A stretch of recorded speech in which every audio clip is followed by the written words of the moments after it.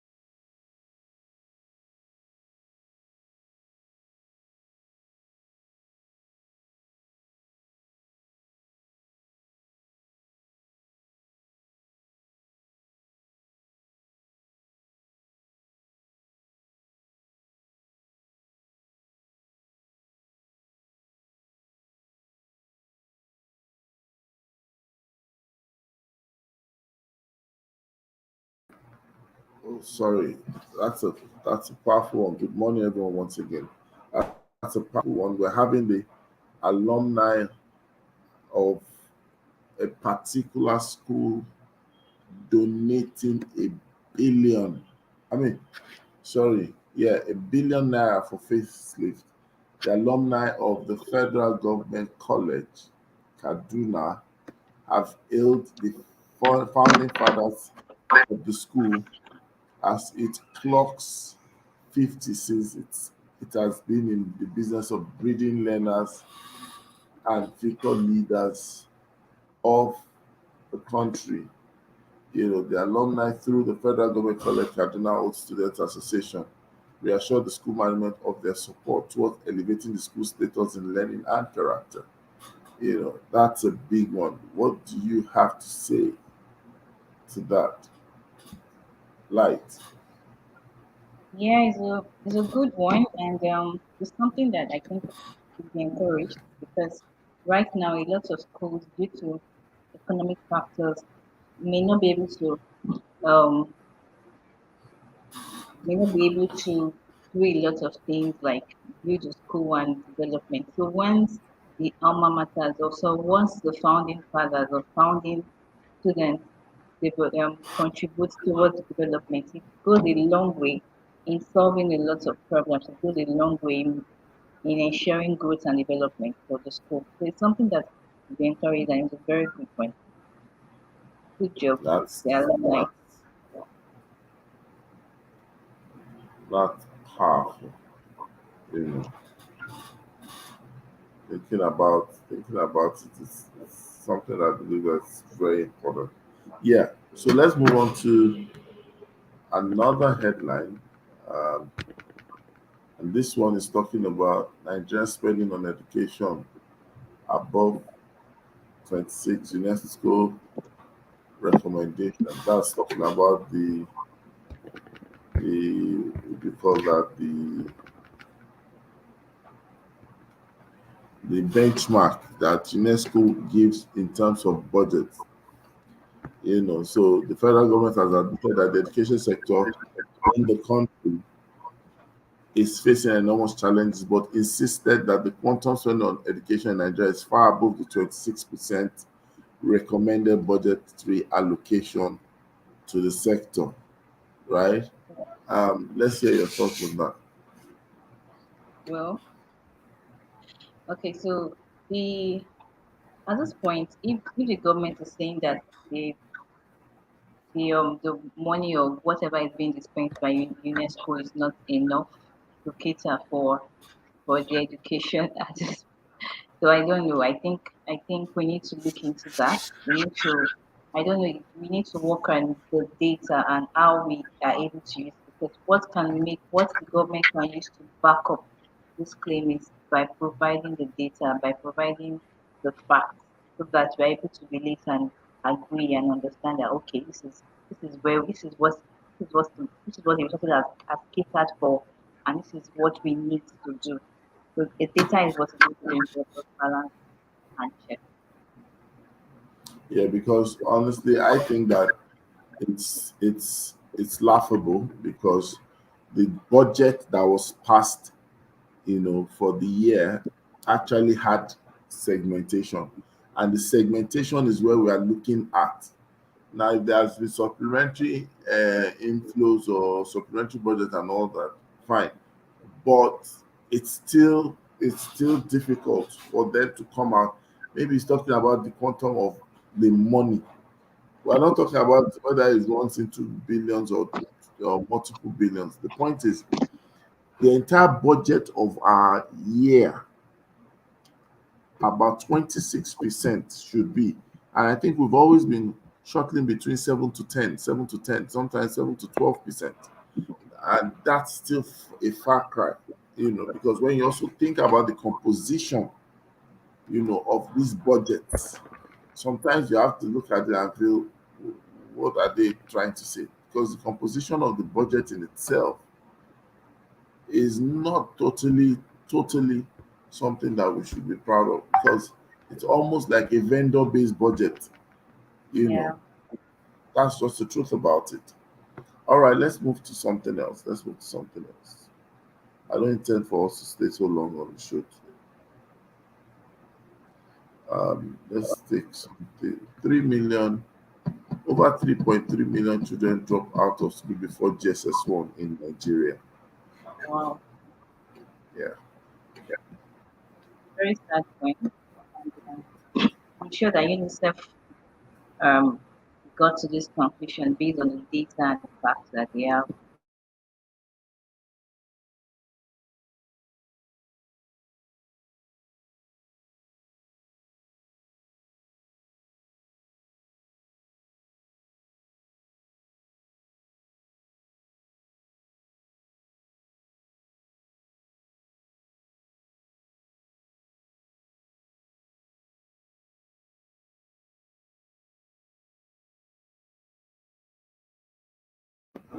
Hello, Light. Can you hear me?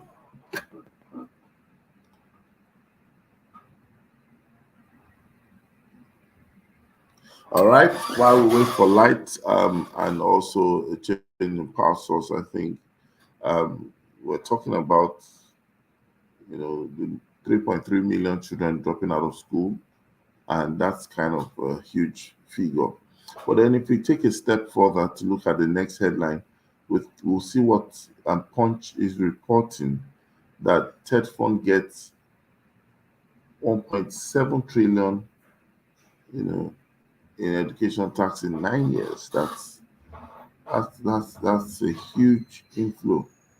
That's a huge inflow. I recall that there's been some recent news about the accountability dynamics, so that people can actually account for what has gone in. So let's hope like you said, let's hope for the best when it comes to you know 1.7 trillion education tax in 9 years. That's powerful. All right, welcome, Lights. Welcome back. Can you hear me? Yes, I can hear you. Thank you so much. So sorry, network issues at that point. Okay, I think you've moved on to the next point. Yeah, we will move on to another point now. Wow. ASU strike. Lawyer begs Dangote of Yeah. $10 to pay lecturers. Apparently, I saw that yesterday. Yeah, in online, and I was And I don't know if I never knew how to react. I don't know how to react. Whether I should laugh or I should support or something like that. But like I said, I think the government has not, or we're not ready to find a permanent solution to this, and it's really sad that, let me just use the words that it's needed to use, that we're catching cruise on this matter. So it's just like we're catching cruise on this matter. It's not something that is meant. The government is meant to find a permanent solution at this point. We've been at it, my okay, I have siblings and they've been at home for a long time. This is a whole semester or two sessions are already gone. The session is already gone, and that is going to really affect them, their academic calendar. It's going to really affect a lot of things. Imagine those that already have opportunity to even go up further, maybe for masters, those that need to go for NYC. Everybody is just, so we're just stopped. Nobody is moving forward. There's nothing that is happening, and they just keep on bringing different funny headlines every day concerning the ASU strike. It's not really something that we should laugh about. It's not something that we should take for granted. I just hope the government can find a permanent solution to this and stop the whole back and forth.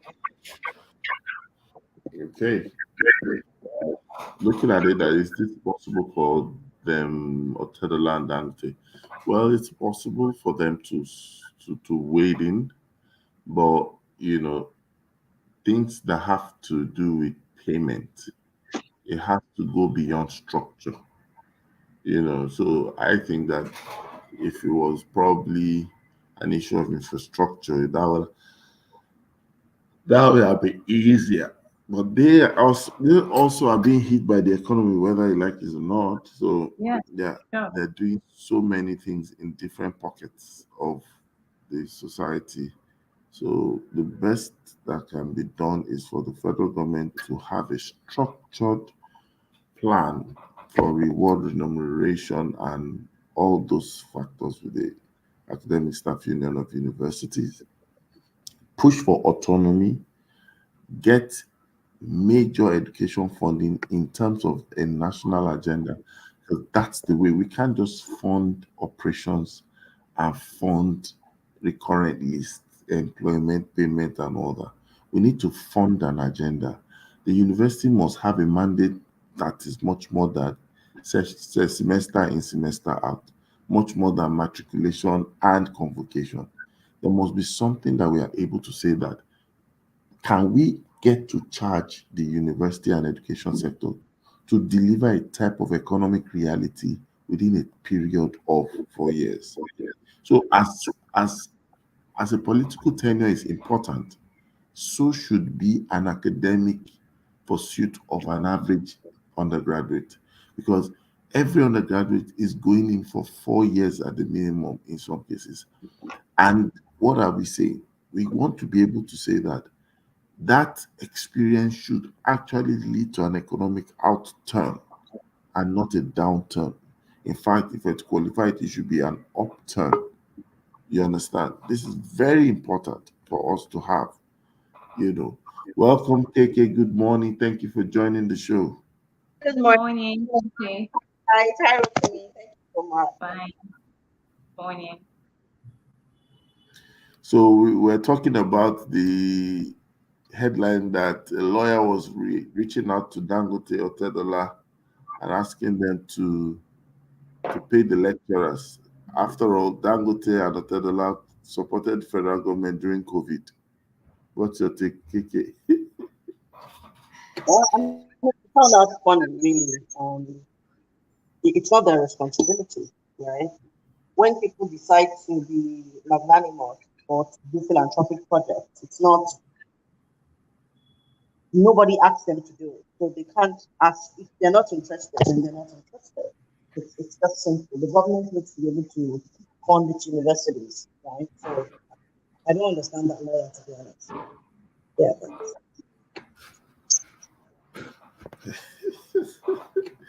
He's just trying to probably whip up sympathy or without calling sentiment. All right. Yes, so we're back and we're talking about an interesting conversation today. So let's go to the conversation straight up. The mark for the prize. The mark for the prize. You know, just so we put it on record. We're how many days to the school rewired conference? Vicky. Um, but you're about sleep. You sleep and you're at the school rewire conference. So yes, that's very exciting. Yes.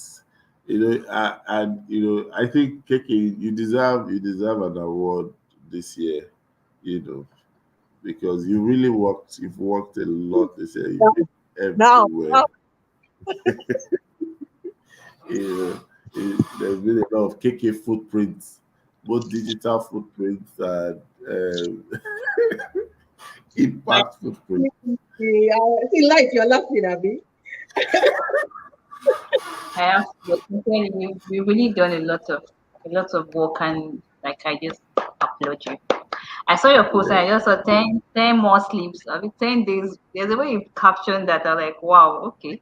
Especially when you're counting down already. And I really look forward to it. Like I said, the reason why we need to really like talk about it and encourage more people to sign up is the fact that most times, in August, a lot of seminars going, a lot of webinars going, and at the end of the day, most educators don't really get the value they need to start the session. But looking at your own package, looking at the school rewire program, looking at the speakers, looking at the sessions, looking at the way it's going to flow, you just see value from top to bottom. And I need to really, really applaud you for that. Like that is wow. Well, thank you so much. That's what I meant to say. Thank you It, so much. it's our own Holy Ghost night. Yes. When you have how many sessions together, it's like you're going for learning vigil. So I if love you the do get required after this required conference, to be feedback. honest, it's acceptable to say you have a problem. We won't need to do motivational speaking if you can't be rewired after the rewired conference. Then And we need to be rewired at this point in time. We need to be rewired like a lot. I'm telling you, no, the sector. honestly, I think that, and I'm already looking past this year's rewired conference. I'm already looking into the future, because the rewired conference is going to be a bigger convergence because Yeah. from the size of a seed, you can tell the potential of the fruit. Wow. So it's something that I see that we need to, it's already a mark on the calendar. Mhm. So next year, the world, the world will. I wanted to say the world will be rewired. Okay, so we're talking about the mark for the prize. The mark for the prize. Everyone is familiar with rewards. Everyone is familiar with attainment. Everybody wants to achieve something great. But then it seems like we are a bit silent on the mark, and we might have a clarity that tells us what to do with the activities. So you want to start something, you get to know what you need to do. You ask, what do I need to do? The mark in this concept almost tells you the yardstick. What exactly is the level? What exactly is the benchmark of greatness? While I'm busy doing the activity and the work of my pursuit, what exactly should be the mark for the prize? Everybody goes to write exam. Recently, everybody's talking about the results released by WAEC, you know, and most people are saying that, oh, there's the past and all that. But there's a mark. If you score 69, 69 doesn't mean distinction. There's a mark. There's a mark for A, there's a mark for B. In other words, You could say you passed, but at what mark? And when we are people of pursuit and we're intentional, we're pursuing outcomes, and our outcomes can be beyond just income. Our outcome can be mileage, can be dominance, can be greatness. What should that be? I'm going to start with you, Light. What do you think about that concept? Then we'll come back to KK. Yeah, so looking at the topic today, I was wondering, wow, and looking at you explaining what it actually means is something. Right now I'm not thinking, I'm relating it to myself and also to every individual that I've come across, and it's actually true. So yes, in as much as yes, we're looking at the price. Most times you look at the outcome without even looking at the yardstick to be able to achieve that outcome. And I believe that in as much as yes, we're looking towards achieving something, we need to celebrate every little step of the way. We need to at every point know where to stop, reflect, and look at where we're coming from, and also tell ourselves, okay, well done on this part, and where exactly are we going to. So it's not just looking at the results or the entire result at the end of the day, but needing to look at every step, everything that needs to be taken, every milestone that needs to be celebrated at every point in time. I think that is very important, and that is why this topic is crucial at this point in time. And look forward to even learning a lot, even as discussing, because I have a lot of questions from this topic now. But that's my take. that, that is my take on these aspects. I have now learned a lot from the exposition, from what Mr. Rotimi is saying, and the fact that at every point in time, you just have to look at the milestone, look at the yardstick, and just don't be on the whole outcome, but celebrate every step. That is the way I see it. All right. So, KK, are you there? Fantastic. Thank you so much. I saw the, So, like you like, I said, what is it that makes you like doing? That came to my head, and I was like, what exactly is this? So I was waiting for him to give us this intro that, that he gave us, right? Seriously, So, just me looking with all these topics that like you have to go for PhD to really get into. But it's a it's good not one. that Yes, bad. you just have to virus think, and you put critical thinking into critical thinking art. You have to just put it on at every point. absolutely, absolutely. So I mean, my take on this topic, like you said about the white scores, right? Passive, it is only passed if it aligns with the goals that have been set. If I'm going to study medicine, for example, well, let me give you a good example. So, I was talking with this young lady. She's doing her A, but she's not. She's still in the she wants to study medicine. She said to me, "Okay, I wanted to study medicine. I was 9 years old, and right now they're telling me that I need to do a UCAT. So there's this UCAT exam that she needs to do, and she's like, it is triangles, so it's like critical thinking, non-verbal and stuff like that. She's like, why does that have to determine my ability to study medicine? It shouldn't, because I'm so stressed about this. And if I don't pass that, no matter what I score, even if I score all A's out in my A level, even if I score high scores in any other exam, if I fail that, then I've missed the mark. And as Rotimi was speaking, that conversation just came back to me, right? And I thought to myself, wow, it is not about passing. It is not about benchmarking with other people or with the general averages. It is saying to yourself, this thing, this reason, this purpose for which I did this exam, for which I'm going into this partnership, for which I'm going into this collaboration, for which I'm starting a school, for which I'm starting a knowledge group, am I meeting the mark? Do I even know what the mark is for me? What is my pass mark?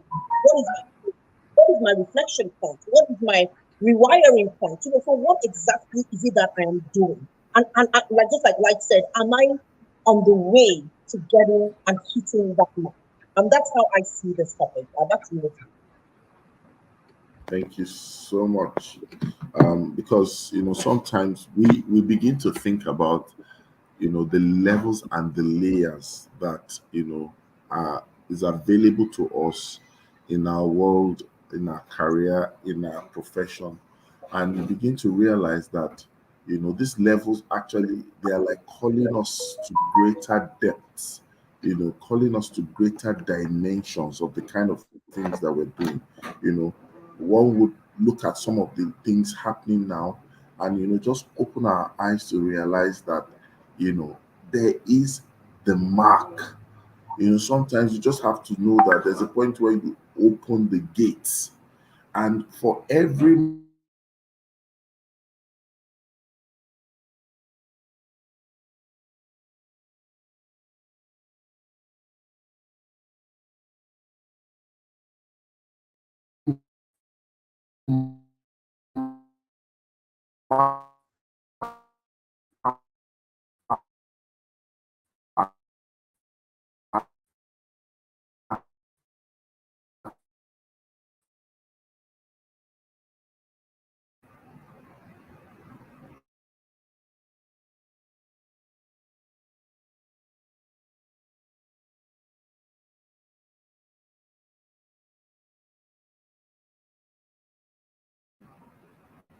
hello,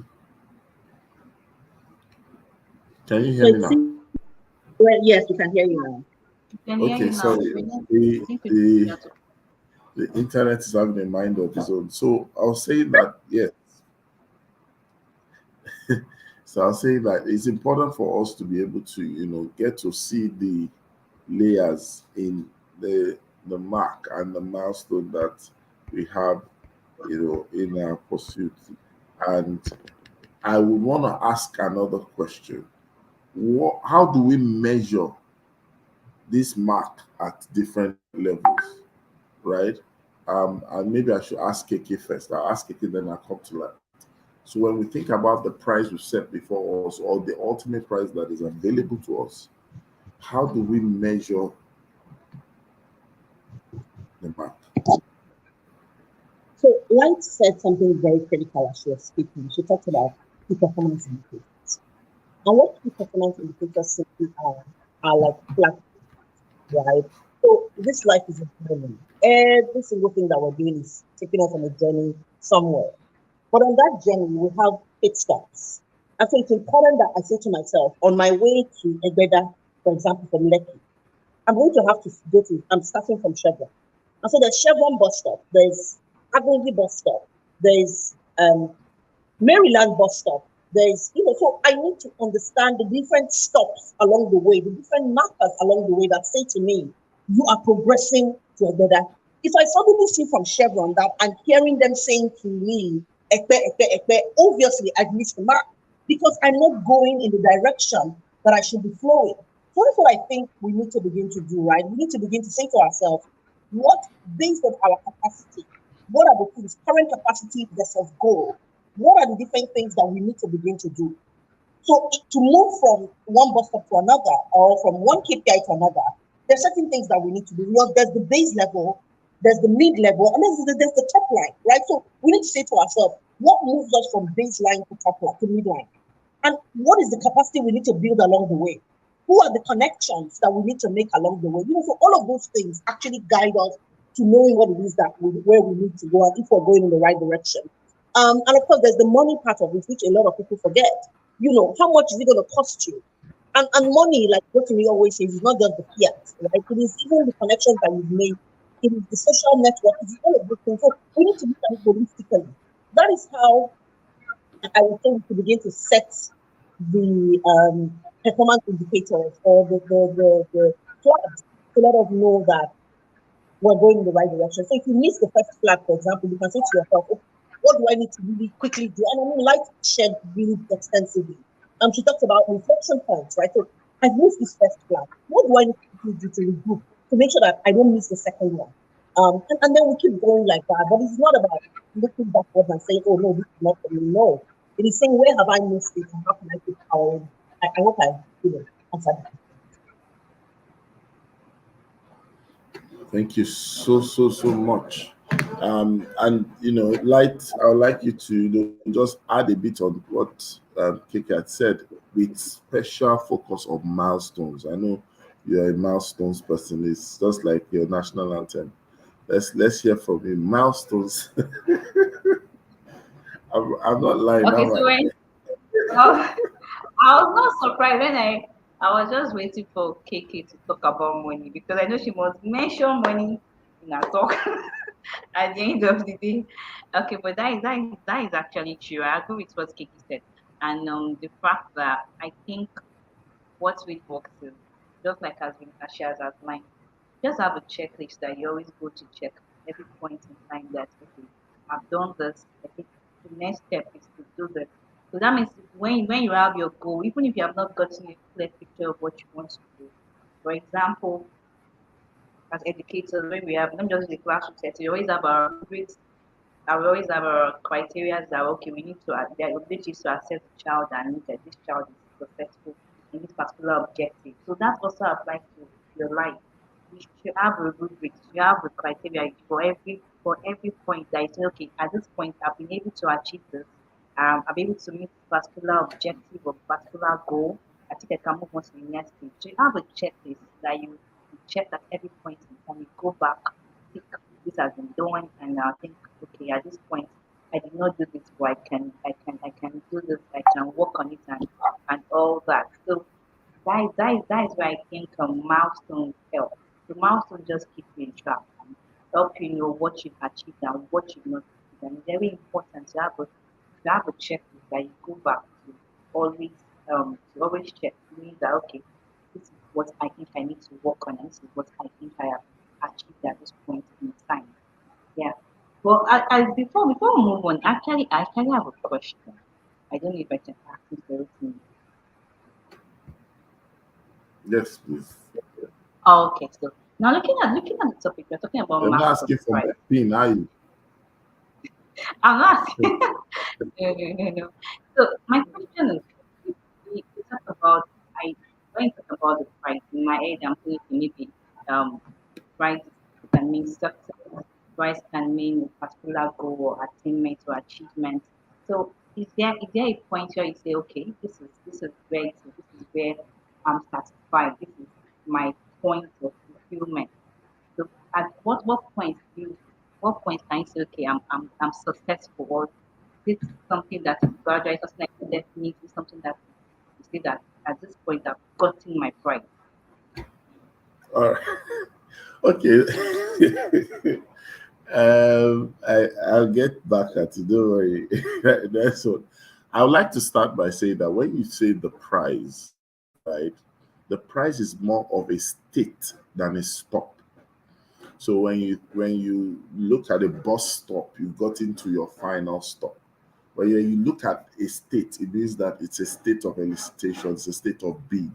So for somebody, being able to speak publicly is a prize for them. They've gotten to a state. Now having to have that capacity doesn't mean they'll stop speaking. It means that they might now begin the journey into speaking, into communicating in public. So you find out that every time you see the price as a state, that state has a capacity to catapult or propel you to another state. So it is a state elicitation when you say price. You begin to propel from one level to the other. You sometimes begin to see that it is the price that opens you to have new pair of eyes. You begin to see that there are actually more realms, there are actually more grounds, or there's actually a new path based on the price. So it's almost like the path that takes you to the prize makes the price takes you to another path. And then you begin to move from time to time.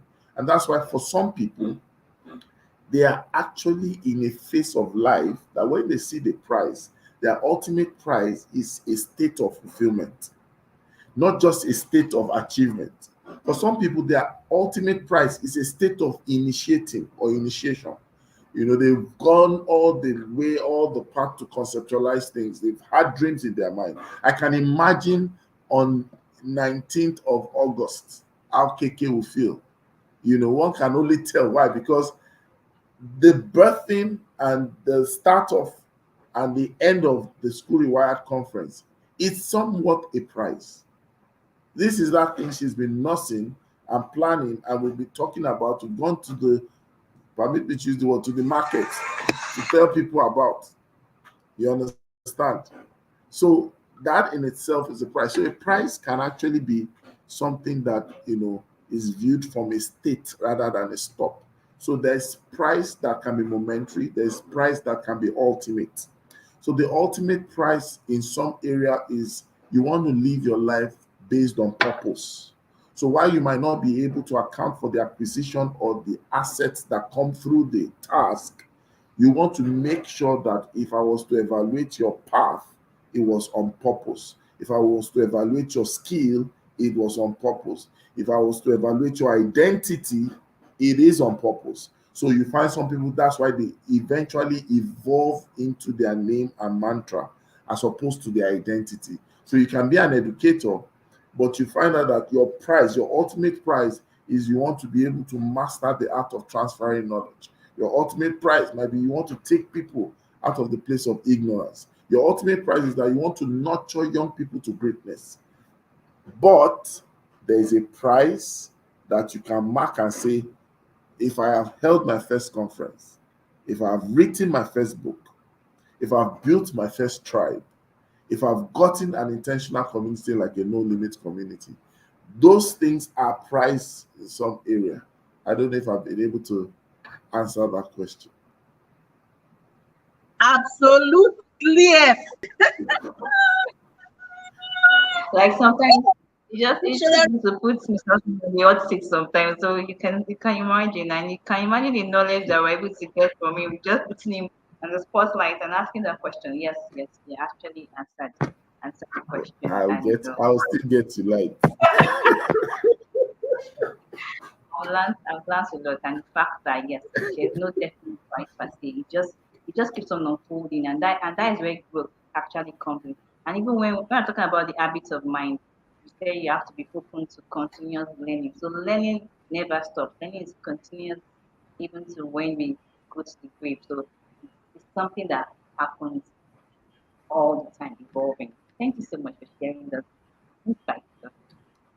Wait, I have question for you. You are one of my moderators. You are going to come out of the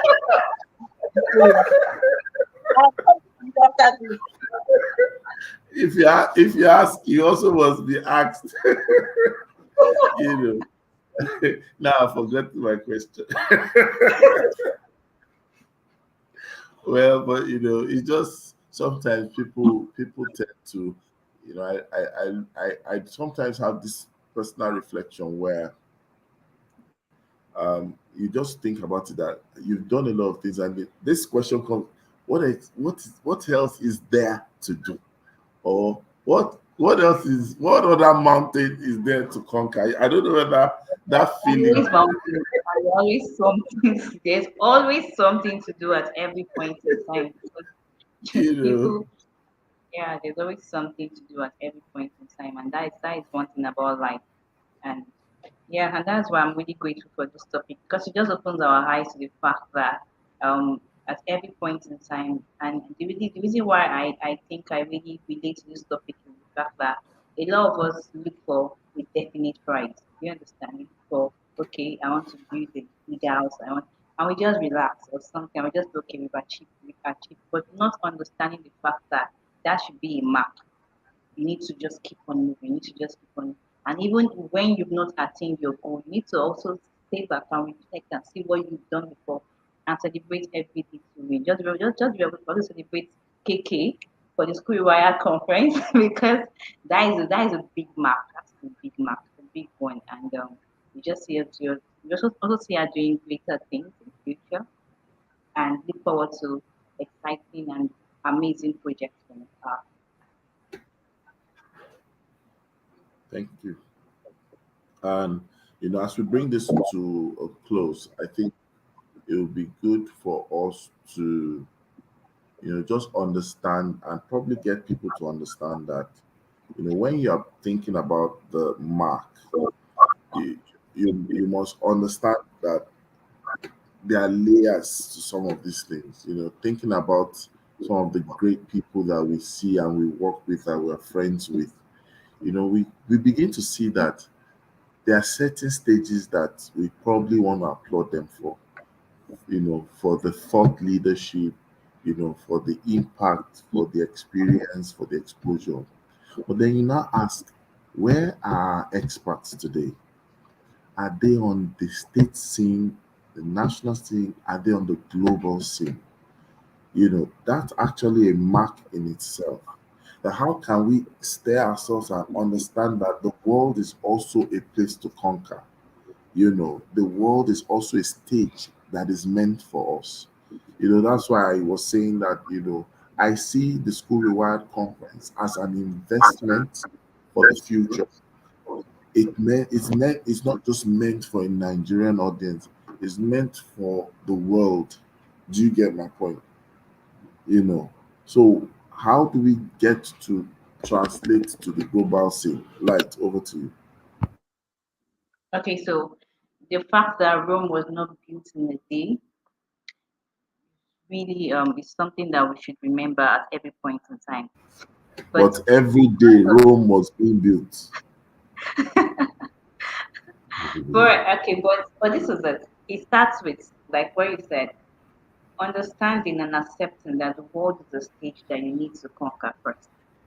But obviously, you can't just start by just going out and say, "Oh, hey world, I want to conquer you." No, no, it may not really work like that. But you just have to just start from the little steps. So French would say "petit à petit l'oiseau." So that way, little by little, every little drop of water is what makes an ocean large.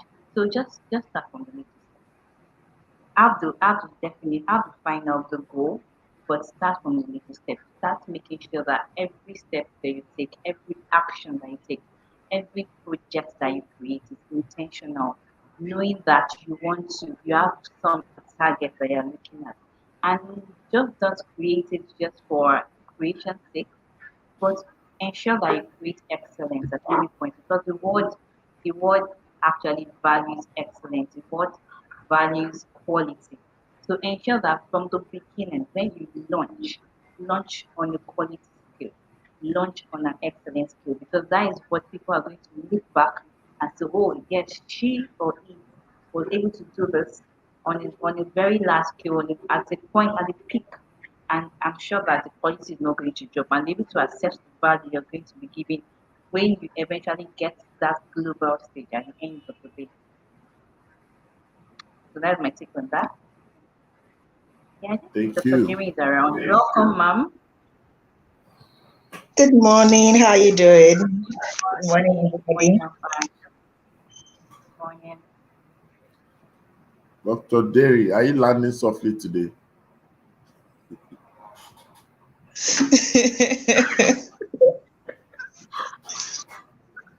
I couldn't resist that temptation. Oh my goodness. So we're talking about the mark for the prize, the mark for the prize. And I love when Dr. Dennis is always sharing her story, what she did, what she had to push through. You know, I just wanted to, probably encourage some people out there. They have a price, uh, more or less, that they've envisioned, and the mark in a way demands certain level of preparation. Preparation that, look, you must settle it at the back of your mind. It might cost you, and it might cost you a lot. I'd like you to share your thoughts and counsel on that, Dr. Derry. Thank you. My thought on that is I always say there's this principle I work with. God never throws your way what is beyond your capacity. And so for everything that comes my way, I always believe that God did not just look at me and throw this one that is beyond my capacity my way. So because I know that, so even when the thing is seemingly like it's huge beyond my capacity, I ask like, Derry, because you have that promise that nothing is going to come your way that is beyond your capacity. So the question I start asking myself is, what is the capacity that God has given me that I'm not seeing? As in, there must be something that He knows I have for me to handle that thing, for for him to have allowed that huge thing come my way. And somehow, probably because of that, just that belief, my eyes gets to open and start to look around and say, what is that capacity? What do I have? Where can I start from? And I begin to see what I have. Sometimes it is the currency of people. Sometimes it is a currency of money. Sometimes it is just a currency of time. I have time, right? But I will eventually find that I have that currency I'm supposed to spend to achieve that thing. So if you can just stop focusing on the currency of just money, because I have seen so many people, so many youths, they will come and say, why have you not done this? I say, I have an idea. It's just that I don't have money. I will ask you, have you leveraged on your currency of people? When I tell people every single time, I did not start business because somebody gave me money to go and learn. Like, my parents weren't going to hear of it. I had finished Unilag and he wanted to go and learn tailor. So it's not like I even had anything to say, I will offer this person. But my neighbor was a tailor. So I did not carry myself and say, let me go to a place. I'll first go to a fashion school that I will give them 200,000. So, in fact, to even get the permission I cannot even say I got permission. All I used to do was I would quickly dress up in the morning. I would clear the house. I would clean the house because I know maybe that is what my mommy used to say. You cannot go to that apprentice shop because you did not do your stuff. I will go there because I know I've woken up in the morning, I've cleared the house, I will run to the store. And even the woman, because like my father was a landlord, will say, Auntie, you don't go Unilag finish. You won't come the learn tailor. I'll say, don't worry. As an everything, like, let me just, start the stuff. But that was the currency I had. People, I learned. By the time I was going to pay her for that apprentice money, I started to use the trade to work. And I paid her from the money I was earning. Then for the trade I already learned, right? So when you tell me you don't have anything, I will say, have you looked at what is right beside you? Or are you just trying to limit yourself in thinking? Don't limit yourself. Ask, what is the capacity God has given me? Currency, money, time. If it is time, go to YouTube and start from there, learn. What you can earn from that thing, you can save it up to get the higher goal. But you always have something. That is my encouragement to someone out there. Thank you so much. And you brought out a point that actually I used to use as a philosophy. Little is actually much. A lot of people don't feel that little can do anything. So sometimes, Dr. Dren said, there's the currency of time, there's the currency of money, there's the currency of a lot of things, relationship and the likes. There are times that because people know that whatever they want to do might have this total figure of maybe 1 million, 2 million, 10,000 pounds, blah, blah, blah.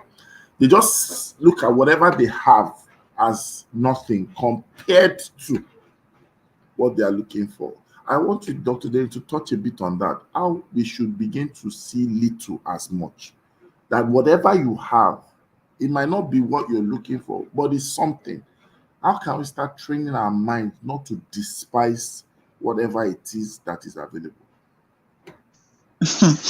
I would say optimism is one of the best things that can happen to anybody. I don't see the cup as half empty. I see it as half full.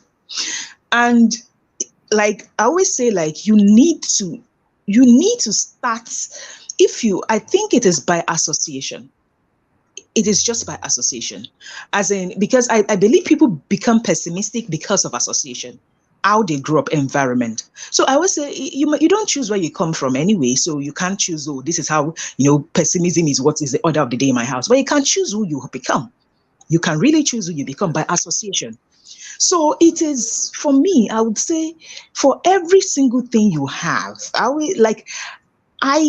learn to first appreciate that one. Even God has put the principle of when you have and you thank me for this thing, I will add more onto it, right? So if there is that principle, and even with humans, when somebody gives you something, it's like you go and meet your uncle, please, I need a 100,000 for this business. And the person say, it is 10,000 I can give you. And you are saying, uncle, I'll reach you. That kind of thing, like your entitlement. That 10,000 naira, when you got to that place, did you have it? Did you have it? That means there's an addition towards your goal. So if you had probably set out a plan to say, this is, I remember there was someone that came to me, was like, oh, she wanted to do something, maybe learn something. And I said, what do you need? She said, all she needs is money to go and pay the person. And I said, how about if I put you somewhere that you can learn this same thing? She was grumbling. I now looked at it that if that is what you truly want to achieve, you want to learn. And I said, I can put you somewhere that I will probably pay the person, but the goal is, that is the problem. People are so set on, no, it is money. You should look at, what do I have? What, as in, like, I'm going to Ibadan, I can pass Abeokuta, I can pass Lagos, Ibadan, I can pass Papalantu. The goal, be flexible about your vehicle. The destination is what you should be resolute about, and the small things that you get along that journey. Pick it up. Just don't close your eye. Pick small things up, because at the end of the day, when you get to that destination, you will discover that you see all those small things you are picking up along your journey that you think they don't matter. Learn to open your eyes to the smalls on the way and be optimistic. That is what I'm going to say. Thank you so much.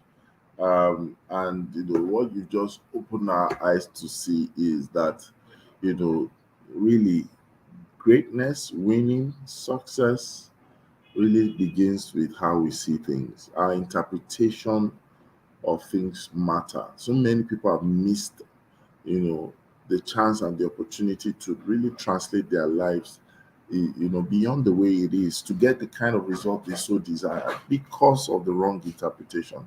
And so we must check our associations, like Dr. Denia said. We must check our assumptions and presuppositions. We don't want a situation whereby we are believing a lie and we are embracing it like a truth. And little is much. Everyone listening to us today, I would love to close on that note, that little is much. And when you do that, you will value everything, both the friendship, the people around you, the situation around you, and all that. I recall a story, as we bring this to a close, of a man who is popular. I won't mention his name, but he was also a lecturer in South Africa. And he was at an event where they made fun of Nigerians and Nigeria. And they were like, you guys, this and that and that. You don't understand why you guys don't have light, you don't have this. They laughed at us. And then he was scribbling something down, and they were wondering why he wasn't getting angry, upset, or whatever. As they was talking, every time they mentioned something and threw a jab, sometimes the anchor would throw a jab at Nigeria, and people would laugh and they would keep writing. And when it was his turn to speak, his response made them all sober. He said, well, the problem about Nigeria is all these things you've mentioned that is bad about Nigeria is actually the reason why you should be running to Nigeria. Because we don't have light, you have opportunity to do what we call solutions that are alternative solutions to power, alternative solutions to this. That's why generator is making money. He said, I'm sorry that Nigeria has been the one that has been a house to Mnet, DSTV, and MTN, the likes of all your companies that have actually not been able to make the kind of profit in your own body. By the time he opened their eyes, it turned it around, that thing which we actually feel and see as bad is actually opportunity in disguise. And this is what I'm saying to everybody out there as we go into the weekend. There's a mark for the prize, but I honestly would charge and encourage you to look on the brighter side. Make sure that you understand that little is much.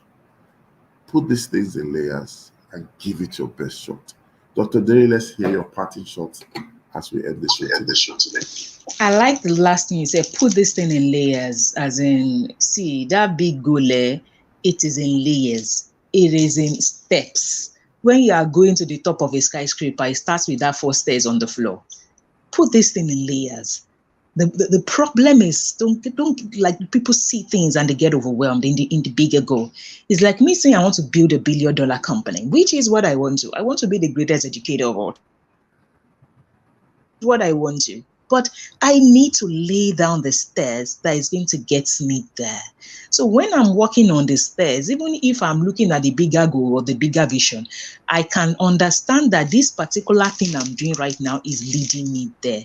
And that just keeps me happy. And Lastly, please celebrate the stairs. Don't celebrate the heights or the destination. Celebrate the journey. Celebrate the journey. If I want to make $1 billion, the day I make $1,000, what am I even talking about? The day I made $1, the first day I made $1 from my knowledge, I celebrated it. The day I made $100, I said, the day I do 1,000, ask my sisters. I would tell them on the first day, probably a client paid me $1,000. I told one, hey, I've made my first $1,000 from a client. I bought ice cream. I asked my staff. We bought ice cream. We celebrated.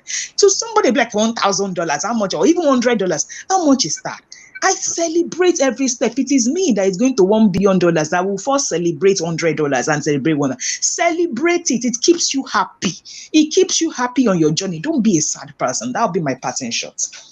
Thank you so much. Don't be a sad person. Celebrate yourself. Thank you. As we end the show today, we'd like to thank those who joined us secretly and those who joined us openly. Thank you for joining. Mobola Olaigbe, special thanks to you joining and special reach out to you. And thank you to KK who joined us on the show, and of course Light who joined us on the show, and everyone. We will be here, continuing the session the weekend into the next week, and we'll have a great time. Until then, see you. And we have one statement we normally make that I believe that you need to hear, and it's at the count of 2 we're going to do that. 1, 2, go. It's always a great morning on the Good Morning Education Show. Bye, everyone. Bye.